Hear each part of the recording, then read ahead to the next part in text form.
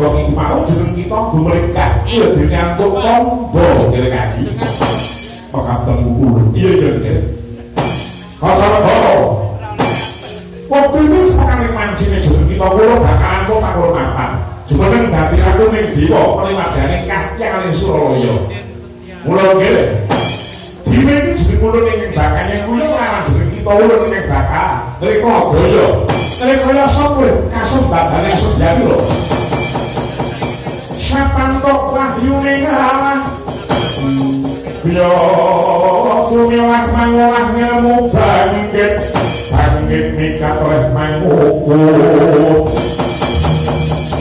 koko kaming jiwang goyen mangkok kekosino burwong sepuh menawi pulau kapten tulisan daru hati bokunya ya teman-teman jadi mulai pakai ini juga kekayakan tuh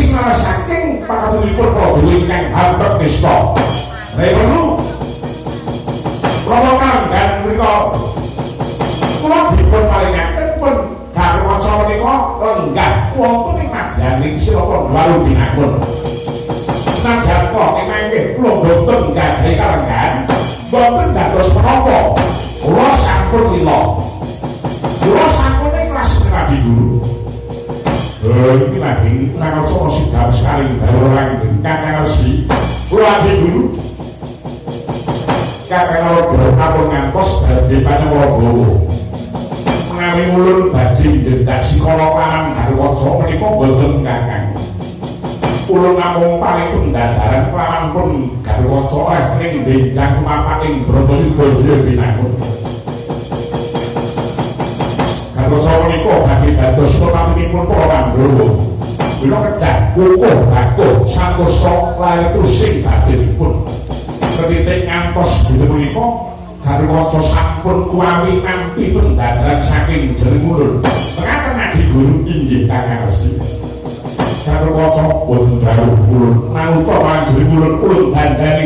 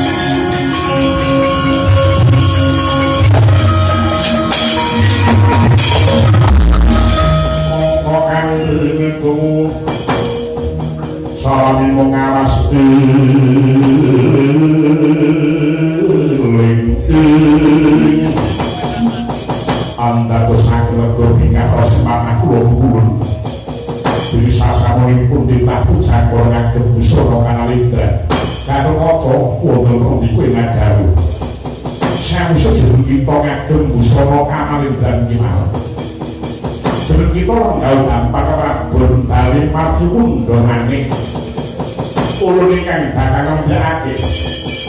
sisaken dawuh ulun emong kono aja nganti gawe piranging para leluhurmu ya